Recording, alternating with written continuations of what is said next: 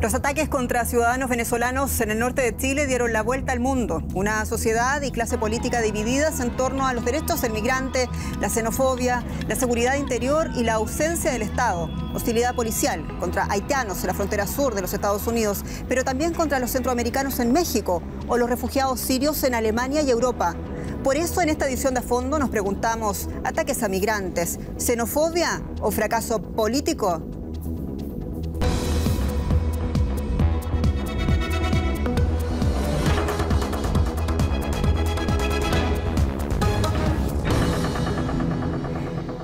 Sean ustedes muy bienvenidos a esta edición de A Fondo dedicado a la migración. Soy Jenny Pérez aquí en Berlín para ustedes. Nos acompañan Daniel Lara, venezolano asilado político en Alemania, especialista en relaciones internacionales e historia de América Latina. Daniel opina que los ataques a venezolanos demuestran que el problema ha sido desatendido por los gobiernos. Ya se llegó, dice, a un límite muy peligroso. Ana María Álvarez, empresaria social en el área de migración, preside el trabajo de ONGs que trabajan en migrantes aquí en América Latina y en Europa. Según Ana María, son muchos los actores culpables de ver a Latinoamérica fracasando como hermandad, como humanidad, dice. Y Daniel Hahn, periodista alemán especializado en política internacional con foco en los Estados Unidos, es parte del equipo de la agencia AFP aquí en Berlín. Para Daniel, los ataques xenófobos son a menudo síntomas de un mal extendido. Revelan deficiencias de toda una sociedad, de todo un país. Bueno, ya estamos muy contentos de poder abordar este tema junto a ustedes. Recuerde que pueden participar de nuestra encuesta. Voy a decirle cuál es la pregunta, que en verdad es la pregunta del programa. ¿Ataques a migrantes, xenofobia en aumento o fracaso político? Usted puede participar a nuestra cuenta de correo electrónico afondo@dw.com, otra vez también de nuestra publicación en YouTube. Le digo a continuación cómo están las encuestas, es interesante también para ustedes. En la primera opción, ataques a migrantes con actos de xenofobia en aumento. El 16% de los participantes le otorgan esta razón, digamos, de los ataques a los migrantes que estamos viendo ahora, mientras el 44% opina que estos ataques a migrantes esconden el fracaso político y regional, pero hay también un 40% que luego opina que son ambas. Bueno, ¿qué opinan ustedes en concreto? Quiero partir con esta discusión y quiero partir contigo, Daniel. Para ti los ataques migrantes venezolanos demuestran, como has dicho ya, que el problema en verdad es un problema de fondo que tiene que ver con la desatención de los gobiernos en la región. En el caso concreto de Chile, donde comenzamos con esta historia, ¿qué observas? Observo lo mismo que se observa en toda Latinoamérica. Hay una ausencia de políticas para manejar el tema de los migrantes. Hay una ausencia de políticas regionales concertadas para manejar un tema que es regional. Y hay además una oleada de migrantes que no se detiene en Venezuela porque el origen de esa oleada, el origen del problema sigue allí, que es el problema interno venezolano, también desatendido o por lo menos no tratado de forma adecuada si vemos los resultados, ¿no? Muy breve, ¿ha decepcionado el presidente Piñera a los venezolanos? Yo no creo que sea un tema del presidente actual de ninguno de los países. Creo que es un problema de las instituciones. Interesante, Ana María. Tú dices más bien los ataques contra migrantes, como por ejemplo el caso de los venezolanos en Chile, ¿no? U otros ocurridos anteriormente, recordemos por ejemplo lo de Perú, Ecuador, que cita Daniel, demuestran, como dice, que Latinoamérica está fracasando como hermandad. ¿Hay hermandad en este asunto realmente? Es muy preocupante verlo porque añadido de fracasos pues a nivel país, es que en Chile, por ejemplo, se vienen arrastrando desde 2017. También como latinoamericanos ver esto es bastante doloroso porque al final del día ya no sé hasta qué punto es un tema de xenofobia o un tema de aporofobia, que es un miedo al pobre, porque lo veíamos mucho en las reacciones de las personas que se estaban manifestando, donde hablaban de los venezolanos pueden venir, los que vienen legales, pero los que les vienen ilegales, ¿no? Entonces creo que hay una tendencia, una narrativa muy injusta hacia la razón por la que las personas en América Latina han venido migrando. Entonces esa es por donde creo que como hermanos nos hemos fracasado nosotros mismos. Y Daniel Jan, colega, estos ataques revelan, dices tú, la diferencia de todo el entretejido social. Aquí está todo fallando, en tu opinión. ¿Cuáles son los niveles en los que estamos fracasando como sociedad, como gobernanza? Bueno, yo pienso que uno siempre tiene que ver el contexto donde ocurren estos ataques y vemos en muchos casos, en muchos países diferentes, que están vinculados con la situación general de la sociedad. Es una sociedad que sufre una situación de crisis o disfunciones sociales, tensiones fuertes entre diferentes grupos de la población. Y en estas situaciones se buscan muchas veces chivos expiatorios de los problemas, y el migrante siempre se presenta como esta figura. A él se responsabiliza de todos los males que ocurren, desde la delincuencia hasta la falta de suministros durante la pandemia, suministros médicos o también el desempleo. Todo esto se proyecta en la figura del migrante, y eso es lo que está pasando en Chile también, sobre el trasfondo de la crisis enorme que está sufriendo este país. Claro, y esto es interesante también de contextualizar para muchos, incluso quienes están siguiendo este programa y no saben lo que pasó concretamente en Chile. Estamos hablando de ciudadanos que atacaron a migrantes venezolanos que estaban en este lugar, y en la ciudad de Iquique, concretamente en el norte del país. Bueno, los vecinos dicen que los migrantes venezolanos llevan más de un año en esa localidad, en esa ciudad, y que se ha visto de todo, además de la situación de esa invasión que ellos denominan por una cuestión ambiental. Denuncian muchos de hechos criminalidad asociada a esta migración. Yo me pregunto, claro, las autoridades en medio de todo esto anuncian una investigación, tratan de salir al paso de una situación que ya naturalmente está desbordada. Chile viene con un estrés migratorio hace mucho tiempo, pero yo me pregunto, en el caso concreto, lo que vimos en Iquique, que fueron las imágenes que dieron vuelta al mundo, ¿hubiese sido distinto con ayuda estatal? Y aquí quiero conocer todas las opiniones. Por favor, ¿quién quiere partir? Pues rápidamente de mi parte creo que sí, o sea, especialmente el año pasado solamente 9 personas se fueron acogidas al estatus de refugiado en Chile. Entonces estamos viendo también un aparato estatal que va muy lento, y un aparato estatal de que ahora pues tiene una presión también internacional de responder a estos ataques y a esta marcha, ¿no?, que está posicionando a Chile de una manera negativa. Pero antes de eso pudieron haber hecho mucho más. O sea, la delincuencia todavía, desde un punto de vista de estadística, todavía no está probada. Se dice que es un 3% de toda la delincuencia total que se podría decir que es parte de los migrantes. Entonces hay todo un tema, como lo decía el compañero Daniel, de un tema de chivo expiatorio, de siempre poner a los migrantes en culpabilidad. Y toda esa narrativa de que los migrantes son delincuentes y tal, es algo que el Estado lo ha permitido durante los últimos años. Quiero solamente corroborar la estadística que tú decías. Extranjeros aumentaron 305.000 en 2010, lo que correspondía a un 1,8% de la población total chilena, a casi 1,5 millones en 2020, que corresponde a un 7,5% de la población chilena. Ello según la organización Servicio Jesuita a Migrantes, que recopiló además los datos del INE, que es el Instituto Nacional de Estadísticas, y el Departamento de Extranjería y Migración de Chile. Esta historia, en tu opinión, Daniel, se podría repetir en cualquier parte, con ese estrés migratorio del que hablamos, ¿no? Se podría repetir en cualquier parte, sobre todo si no hay atención también, no solamente al migrante, sino al orden público. ¿Pero qué te dice a ti cuando hay gente que dice los venezolanos son criminales? Porque eso es lo que está también en el debate de fondo. Bueno, porque siempre lo que termina llamando la atención es lo que suena en los titulares. Sin embargo, cuando se ven las estadísticas que hay, por ejemplo, en el caso de Perú, un país bien cercano, hay organizaciones de migrantes venezolanos de Perú y organizaciones que atienden a los peruanos. Inclusive hay una estadística que han sacado la propia Fundación Konrad Adenauer Stiftung, donde han mostrado el impacto positivo que ha tenido en el Producto Interno Bruto peruano la participación de los migrantes venezolanos en el aparato productivo. Eso normalmente eso no es tan escandaloso para llenar las redes sociales ni para salir en los medios de comunicación, pero también es importante.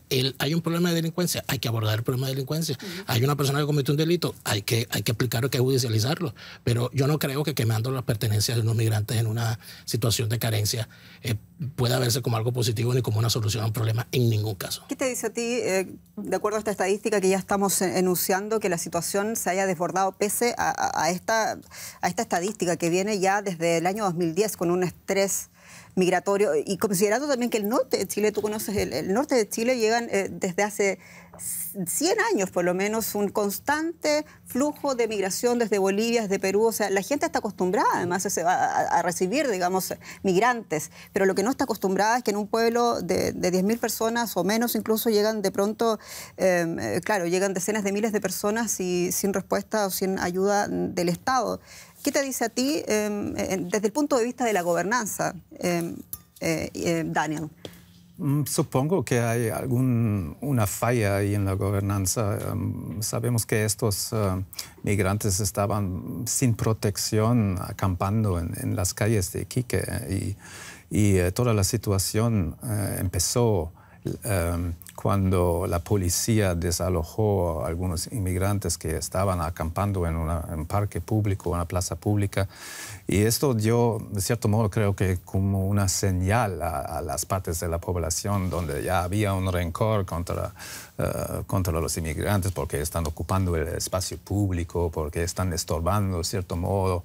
Y creo que esto, de cierto modo, puede ser que ha instigado a ciertos sectores de población de manifestarse y de atacar. Digámoslo claramente, está siendo instrumentalizado por fuerzas ultraderechistas en Chile también. No hay que olvidar que estamos también en medio de una campaña electoral en Correcto. Chile, ¿no? Y siempre estos temas llegan a un extremo. Claro, y cuando se utilizan para una campaña. En Chile se están ganando votos, también criticando al presidente, pero también, bueno, hay una crítica concreta de organizaciones de ciudadanías organizadas que le han dicho al presidente, usted llega muy tarde.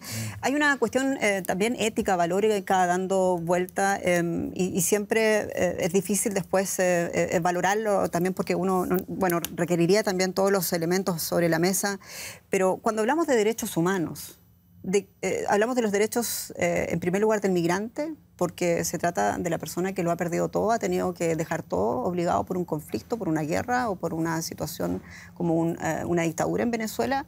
O, ¿en qué pie quedan los derechos humanos de quienes están allí? De un pueblo, por ejemplo, también humilde como es Colchán en Chile, y donde que en medio de esta, digamos, abandono institucional, como se ha planteado en Chile, quedan también a veces con lo opuesto, porque aquí hay dos caras de la moneda. ¿Cómo lo ven ustedes ahí? Lo que pasa es que también es un tema un poco complicado porque estamos viviendo el durante y el post año de pandemia, donde también pues lugares como los países latinoamericanos han sido bastante golpeados económicamente. Entonces, de alguna manera se resiente mucho el tema de que vengan migrantes a tomar nuestro espacio, a nuestros recursos, etcétera. Entonces, ¿de quién es el derecho humano? Pues de todos. Lo que pasa es que el migrante tiene derecho a migrar de manera de tener una forma regularizada, a migrar a pasos, a lugares seguros, y eso es lo que no se está viendo de manera coordinada en la región. Y ahí es donde entonces regionalmente también se está fallando, porque el hecho de que se vean en las calles, el hecho de que estén de manera desorganizada, eso no tiene nada que ver con los migrantes, eso tiene que ver con el Estado y el Estado local y también de la misma población. Y ese punto es interesante, el que analiza Ana María, y aquí quiero ir contigo, Daniel, comparando la situación que vive Chile ahora mismo y el gran problema que tiene todavía el gobierno de Sebastián Piñera, comparado con lo que ha hecho el presidente Iván Duque en Colombia, donde la situación de unos 1.700.000 venezolanos fueron regularizadas, donde ellos tienen la posibilidad de trabajar luego de adquirir la ciudadanía. ¿Por qué vemos estas dos caras de pronto? Algunos critican que fue más capaz el presidente Duque de negociar directamente con los Estados Unidos, quizás también porque recibieron definitivamente el mayor flujo migratorio en Colombia. Claro, el flujo migratorio es mayor, y además de eso, no solamente hay un flujo migratorio de venezolanos que llegan a Colombia para quedarse, sino que es también país de tránsito.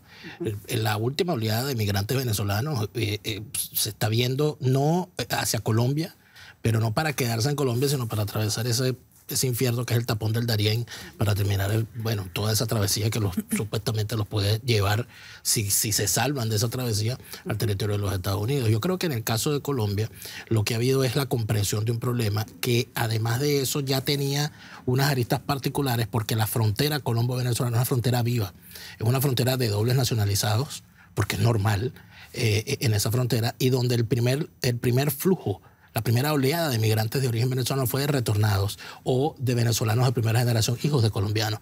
Entonces, de alguna manera, ese proceso fue como un poco, o sea, se vivió de una forma más quizás organizada en principio o de forma paulatina. No llegaron 100.000 venezolanos de la nada a un país donde no había venezolanos, o donde los venezolanos eran muy pocos, como en el caso de Chile, como en el caso de Argentina, como en el caso de Bolivia. Claro, pero lo que reclaman en Chile, por ejemplo, es que hubo una invitación concreta del presidente Sebastián Piñera, quien estuvo, tú recordarás, en Cúcuta con el presidente Iván Duque, también apoyando a Juan Guaidó. Había una buena voluntad del gobierno chileno de ofrecer incluso una visa democrática. Eso es algo que me contó en entrevista en exclusiva el presidente Piñera a 4 días de haber asumido su segundo mandato. Y te preguntaba al principio de la decepción, porque de eso, en realidad, las últimas fotografías, las últimas imágenes que hemos visto de Chile, venezolanos deportados de Santiago de Chile, en contraste con lo que tú cuentas también de Colombia. Yo te pregunto allí, ¿qué es lo que observas tú allí? ¿Qué falló? Yo lo que observo es una falta de institucionalizar esas declaraciones que hacen los presidentes. Porque decir que se va a otorgar una visa democrática, que se va a otorgar un beneficio, luego de la declaración, debe instrumentalizar una política. Y ahí es donde se fracasa. Pero además de eso, estamos viendo un fracaso particular que viene derivado de los fracasos previos de iniciativas de integración regional. Porque si el continente hubiese avanzado en las medidas que se estaban construyendo desde hace décadas en el espacio de la Comunidad Andina y en el espacio del Mercosur, nosotros tendríamos libre movilidad de ciudadanos en el continente y no estaríamos viviendo esta situación. Pero en un momento, Iván Duque, por ejemplo, y quiero abrir un poco aquí la discusión, en un momento el presidente Iván Duque ideológicamente era bastante cercano al presidente Piñera, al presidente de Paraguay, Abdo Benítez, al presidente de Brasil, Bolsonaro. Yo me pregunto, con el de Ecuador, por ejemplo, de Moreno, que hubo un cambio de gobierno hace poco, me pregunto si esa sinergia nos sirvió para resolver un problema que ya tiene muchos años. O sea, ¿por qué no estamos sorprendiendo de lo que está pasando con Venezuela cuando ya la ACNUR hace 2 años reconocía el estatus de refugiado de los venezolanos? ¿Por qué estamos hablando, me pregunto yo, ahora de esta situación? Cada país tiene sus propios problemas y está muy ocupado con resolver sus propias situaciones de crisis, problemas económicos, la situación de la pandemia. Y claro, la mejor respuesta al problema de la migración venezolana sería una política coordinada entre los países vecinos que acogen a los migrantes, pero hay diferencias ideológicas muy grandes entre estos gobiernos y además vemos en todo el mundo que es imposible coordinarse sobre la política migratoria. Si ven lo que pasa en la Unión Europea, ahí desde hace años están luchando sobre una política unida en puntos en el sistema migratorio, pero cada país hace su propia política. Y lo mismo está pasando. Pero con todas las diferencias que tenemos en América Latina, ¿es posible hacer una política regional para migración? O sea, hay una necesidad muy grande, eso está claro. Por supuesto, pero y lo existe tanto que, de hecho, tu pregunta es tan importante de analizar, porque Duque era el que menos esperaba que lo iba a hacer, porque tiene una tendencia mucho más derechista y tiene una tendencia más conservadora, y era el que menos esperaba que iba justamente a acoger a los venezolanos y el tema migratorio como lo ha acogido hasta el día de hoy. Pero él hizo, o su gobierno hizo algo muy importante, es empezar a entender. A mí me tocó conocer de primera mano que hubo un momento donde el presidente Duque mismo mandó a traer a calificados académicos y estudiosos del tema a la zona a ver esta migración pendular y entender de buenas a maneras que tenía 2 opciones. O no hacía nada y vemos lo que está pasando en Chile, o tomaba la migración desde un punto de vista de oportunidad y un punto de vista de ver cómo también podría mejorar cierta situación. El tema de abrir el acceso a las vacunas a los migrantes es vital para un país en media pandemia. No lo que vemos en Estados Unidos, que lo hablaremos después, lo sé, pero eso es entender. Lo que hay que hacer es un problema que está aquí, hay que atacarlo y hay muchas cosas positivas que también se pueden sacar de eso. Vamos al origen del problema, hablemos por favor de lo que pasa en Venezuela y lo que no pasa en Venezuela, hablemos de Maduro, Daniel, y hablemos también de la oposición. Están en unos diálogos, nadie sabe todavía en qué punto exacto están en el diálogo en México, pero se están dialogando, se supone. ¿Cómo se instrumentaliza esto también, el éxodo venezolano, en la política de los extremos? Yo creo que al final la gran revisión que debemos hacer cuando hablamos de refugiados, nadie se quiere ir del sitio donde vive, nadie se quiere ir del sitio donde nació. Uno no quiere agarrar su vida y meterla en una maleta y terminar en otro país, por muy bien que lo traten en ese país. Y detrás de un fenómeno de migración, lo que existe en realidad, sobre todo en el caso de América Latina, es la pobreza.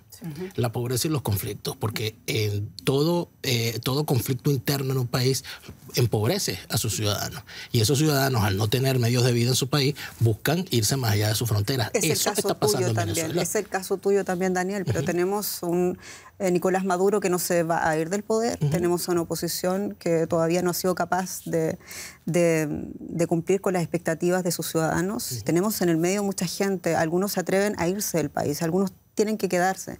En esa situación, te digo yo, ¿cómo se instrumentaliza políticamente el éxodo de tus compatriotas? Bueno, la instrumentalización la estamos viendo, por ejemplo, en Chile, cuando vemos que en función del espectro ideológico donde se encuentra el sector político, ve el fenómeno de la migración del venezolano distinta. Porque como hubo por lo menos dos oleadas de migrantes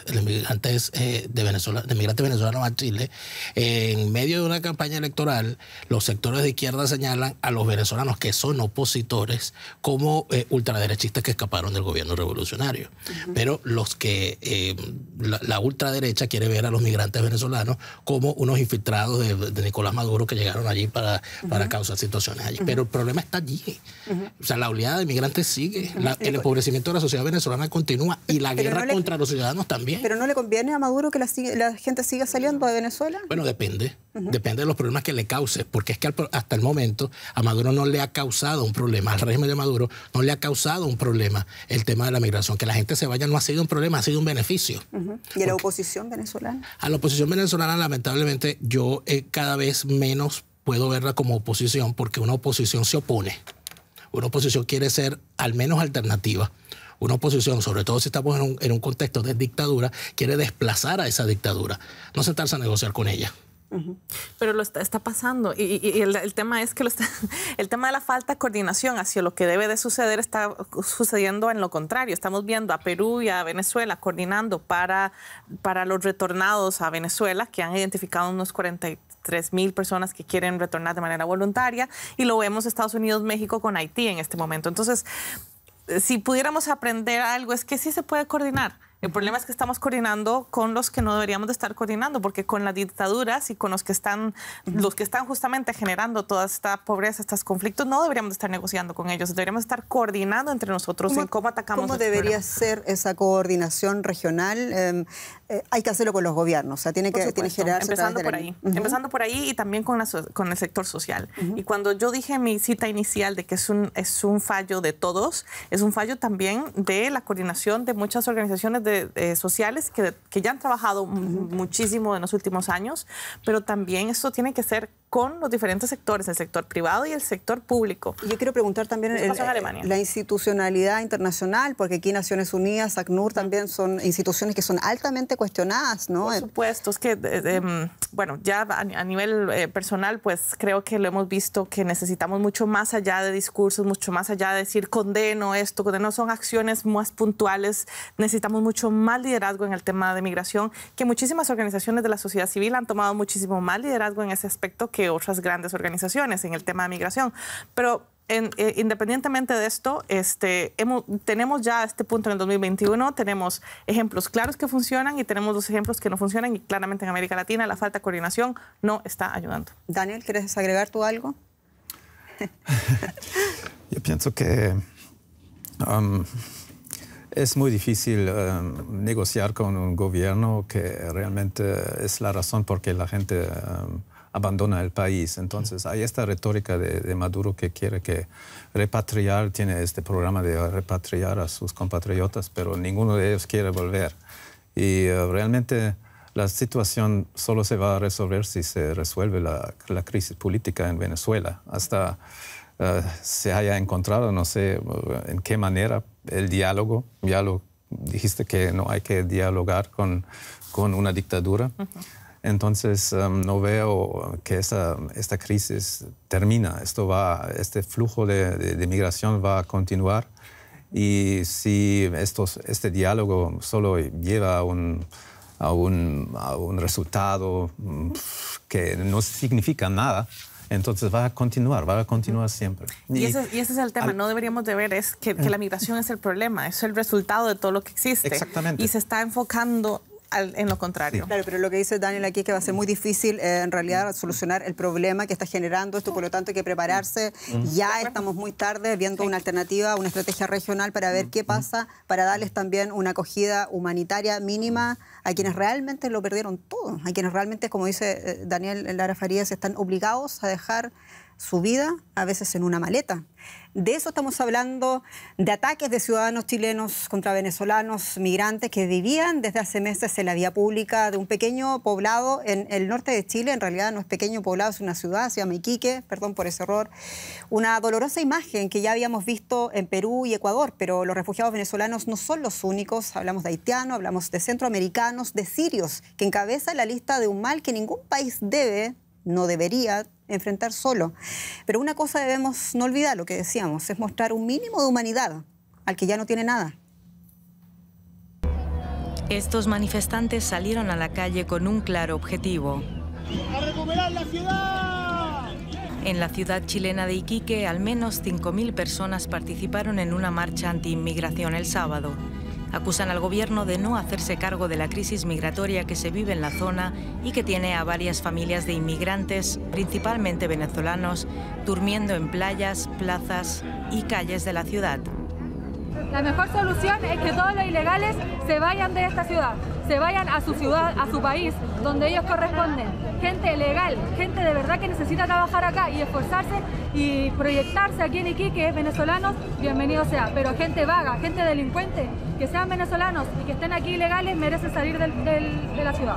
Algunos decidieron pasar a la acción prendiendo fuego a las pocas pertenencias de las familias inmigrantes que viven aquí en condiciones precarias. El ataque fue repudiado por diferentes organizaciones internacionales y sectores del país. Muchos migrantes temen por su seguridad. Cuando lo de la marcha, sí, uno estaba con miedo, mucho miedo, porque no sabíamos qué podía pasar. Estábamos en ese instante, en ese momento nosotros estábamos en la playa y se nos acercó un oficial, un carabinero, y nos dijo que nos alejáramos porque la gente venía y no sabía cómo iban a reaccionar. Chile ha sido uno de los países latinoamericanos que más extranjeros ha recibido, en especial haitianos y venezolanos, siendo estos últimos la comunidad más grande, con más de 400.000 personas. A pesar del miedo, en Iquique a muchos solo les queda la esperanza de regularizar su situación o reunir suficiente dinero para continuar su viaje. Es nuestro tema especial de a fondo sobre migración, partiendo por el caso chileno, pero no es el único. Son replicados en muchos puntos de América Latina y también de Europa, del que vamos a hablar en breve. Y queremos saber un poco, hacer un inciso y saber qué están opinando nuestros internautas en nuestras cuentas, en redes sociales y en nuestro correo. Quiero destacar lo que dice el señor Jesús Álvarez. Por ejemplo, dice: ningún país quiere ilegales. Nos convertimos en migrantes por la falta del trabajo, de oportunidades, de dar lo necesario a la familia para vivir en armonía. A esto se unen los gobiernos corruptos que solo ven por sus intereses personales, dejando a la gente la indefensión absoluta y pobreza, opina Jesús Álvarez. También quiero destacar lo que dice Diana Arango: Venezuela ya está bien, estos son venezolanos acostumbrados a todo regalado. Yo creo que no merece mucho. Bueno, eso es lo de su opinión, la respetamos. A ver, Omar Almeida Zagat: soy de Argentina, que debe ser del país de Latinoamérica con las fronteras más permeables que pueden existir, dice. Tampoco es justo atribuirle nuestros problemas a los inmigrantes. Si Argentina está en ruinas, por ejemplo, responsabilidad de nosotros, los ciudadanos argentinos, pero las políticas inmigratorias deben ser duras, como en otros países, ¿ok? Piden más dureza, que dice Will Roth.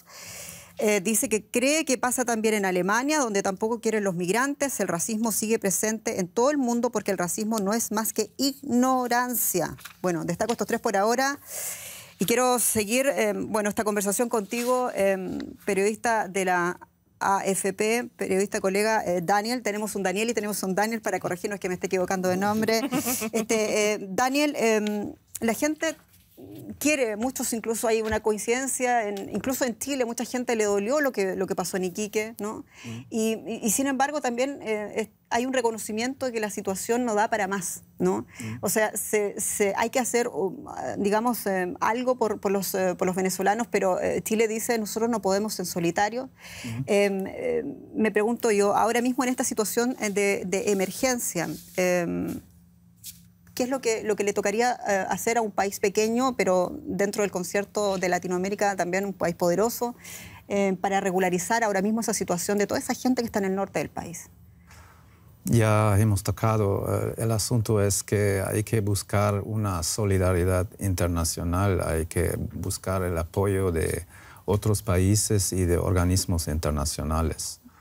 Lo que es muy difícil, ya hemos hablado de esto, por las diferencias políticas, ideológicas, diferencias de intereses que hay, pero tal vez con la presión que aumenta, con el aumento de la migración, se abre un espacio para esto. Y también las Naciones Unidas y otros organismos internacionales deberían ayudar en una situación. Te pregunto como por el esta. caso chileno, también en contraste de lo que hemos visto apenas hace algunas semanas en los Estados Unidos, un país sí que podría o debería poder en solitario abordar este problema. Estados Unidos ha dicho no podemos en solitario, por eso ha hecho un pacto con México, ha hecho un pacto también con los países del Triángulo Norte. Y sin embargo, vimos imágenes de la brutalidad policial de la policía ecuestre de Texas contra los ciudadanos haitianos, familias, habían personas, niños, habían personas mayores. ¿Qué nos dice eso también de un gobierno poderoso, de un país rico, el primer mundo como Estados Unidos, como está abordando su propia crisis? Es que creo que mucha gente en el sur, en los países del sur, tenía la expectativa con la llegada al poder del presidente Joe Biden que las puertas de los Estados Unidos van a estar anchamente abiertas para la migración. Y claro que esto no ha pasado y no va a hacer caso en el futuro tampoco, porque ninguna administración de los Estados Unidos quiere abrir las puertas anchamente a la migración. El resultado de esa política es lo que está aconteciendo en la frontera. Y claro, que yo pienso que es creíble lo que dice Biden, que quiere dar una política de inmigración más humana, pero él se encuentra en una situación difícil donde él tiene que reconciliar muchos intereses diferentes. Y él tiene su enfoque más en los indocumentados que ya están dentro de los Estados Unidos desde hace muchos años, décadas a veces, que en los que quieren llegar de nuevo. Él no quiere abrir los Estados Unidos para millones de otros migrantes, sino su prioridad es integrar mejor, abrir la vía hacia la ciudadanía para los, según estimaciones, 11 millones, 12 millones indocumentados que ya están en el país. Ese punto que tocas tú, Daniel, es sumamente importante porque recuerdo ahora que Biden sí, al revés o al contrario de Donald Trump, sí regularizó a cientos de miles de venezolanos, unos 320.000 migrantes, muchos de ellos ya deben tener a estas alturas el estatus de protección temporal, el TPS en los Estados Unidos. Fue una gran noticia, pero también llamó la atención porque sabemos que los venezolanos en los Estados Unidos apoyaban a Donald Trump, pero recién finalmente de Biden. Esta regularización es una política de Estado parte de los Estados Unidos, como dice, ¿lo ves de esa manera también, como dice Daniel? No importa quién esté necesariamente en la Casa Blanca, no quieren más refugiados nuevos, pero sí es una característica demócrata de querer regularizar a quienes siguen siendo ilegales, entre comillas, ilegales digo, no me gusta emplear ese término, pero ilegales. El problema yo creo que siempre está en la lamentable partidización que se hace de los temas. Y quizás partidizar el tema del medio ambiente o partidizar el tema del manejo de la economía pueda ser válido, pero partidizar el tema de la migración y de los refugiados a mí me parece deleznable. La forma como se trató en la campaña en los Estados Unidos el asunto, sobre todo con el caso de los venezolanos, ilusionando gente, abrazándolos a una campaña electoral, inclusive poniendo a pelear a venezolanos contra venezolanos, inclusive en otros países. Ya cuando ves una situación como esa, yo en lo particular siento que hay los primeros que deben en este momento, luego de tener, según las últimas cifras del ACNUR, a 6 millones de venezolanos fuera del país, a 6 millones de venezolanos vagando por el mundo, es que el primer llamado es a los propios venezolanos. O sea, es necesario que empiecen los venezolanos a organizarse, que empiece esa sociedad civil en el exilio a organizarse, como ya hay algunas iniciativas que lamentablemente se detuvieron, y eso es importante llamar la atención, a partir del momento en que surgió la experiencia del gobierno interino. Porque cuando surgió la experiencia del gobierno interino, se entendió que como las cosas podían cambiar y como ahora sí iba a haber un gobierno, se le dejó a ese gobierno interino la acción de defensa de los migrantes en cada uno de los 60 países donde se nombraron embajadores. Y las organizaciones pasaron a un segundo plano. Pasaron a un segundo plano en cuanto a la recepción de recursos, pasaron a un segundo plano en cuanto a planteamiento de iniciativas, y todo se volvió a partidizar. En este momento en el que el gobierno interino se convirtió en una ficción, que parece ser que siempre lo fue y no nos dimos cuenta, pero cuando ya definitivamente todo el mundo se ha dado cuenta de que el gobierno interino no va más, los venezolanos están teniendo sus propias iniciativas. A mí me llama la atención una que hay en Perú, que está en este momento en desarrollo, que es la iniciativa del voto tricolor, donde le están pidiendo a los venezolanos que ya están con 2 años de permanencia en Perú y con permiso de residencia, que se inscriban para votar en las elecciones municipales porque tienen derecho al voto, y que participen en su localidad y que se integren de forma positiva en sus localidades. Lo que tú decías, las ayudas entonces deberían, por ejemplo, de organismos internacionales, deberían ir a esa comunidad civil venezolana que se está organizando, los no necesariamente a por sectores supuesto, políticos. Los venezolanos tienen que organizarse como y deben tomar el ejemplo que vimos en Venezuela con cuando llegaban migrantes portugueses, fundaron su centro portugués. Cuando llegaron migrantes españoles, inclusive ni siquiera los migrantes españoles como todos, sino regionalizados. Los canarios, los gallegos, los vascos, cada quien formaba su hermandad. Los italianos, los libaneses, los sirios. Eso ocurrió en Venezuela, pero tomando ese ejemplo. En un contexto de inmigración ordenada, entre comillas. El problema es que cuando llega mucha gente... Estamos hablando de Estados Unidos. Sí. Estamos hablando todavía en términos generales de América Latina, pero también de lo que puede o no puede hacer Estados Unidos. Me parece a mí que también es importante ampliar un poco el debate de los venezolanos, además los centroamericanos, que tampoco los quieren. O sea, en México vimos hace un año, si mal no recuerdo, también ataques a centroamericanos, entre otras cosas también porque llegaron también lo mismo a pueblos pequeños, fronterizos, donde se fueron desbordados y también falló, el Estado no llegó con las ayudas como correspondían. Me pregunto entonces, ahí al contrario lo que vimos con caso concreto de Chile o de Ecuador o de Perú, sí había un pacto establecido por las autoridades estadounidenses con México, ¿no? Fue muy criticado el presidente y sigue siendo criticado el presidente Andrés Manuel López Obrador, pero me pregunto yo si no esa es la salida, en la primera línea, un pacto de gobernanza para evitar, digamos, que la situación se salga de control. El problema es que hay que pagar un precio, el precio sigue siendo muy alto. Biden tiene muchas críticas, especialmente del sector social, que lo llevó al poder por todas las promesas que hizo, ¿no? Entonces, desde ese punto de vista tenemos que ser muy claros que lo que está pasando ahorita en el sector en el sur de Estados Unidos sigue siendo negativo. Biden no está cumpliendo con lo que prometió y se sabía que sí, claramente tiene muy buena narrativa y muy buena voluntad de querer regularizar a los que ya están, pero no es cierto. Los venezolanos es temporal, ni siquiera es permanente. Entonces tampoco podemos decir que Estados Unidos está tratando de hacer. El pacto con México ya lo tenía Trump. Esto simplemente es una extensión y luego Biden viene a tratar de inyectar mucho más recursos económicos para invertir en la región, especialmente en el Triángulo del Norte, donde sabemos todos, especialmente nosotros los centroamericanos, de que ese dinero no necesariamente se va a trasladar y se va a transferir a las poblaciones que ya están vulnerables y las razones por las que la gente está migrando. Y simplemente el tema de Haití es una muestra más que Estados Unidos en este momento tiene muchos, no muchos intereses, pero tiene muchos problemas a lo interno, también políticos, donde se está viendo y se está notando muchísimo que se está cediendo los temas de migración por otros temas desde un punto de vista parlamento, porque el utilizar el título 42 para deportar a los más de 10,000 haitianos que están en situaciones vulnerables en este momento y pactar con México para deportarlos. O sea, yo creo que ya Estados Unidos hasta hace 2 días iba por la deportación número 37 con aviones directos de vuelta a Haití.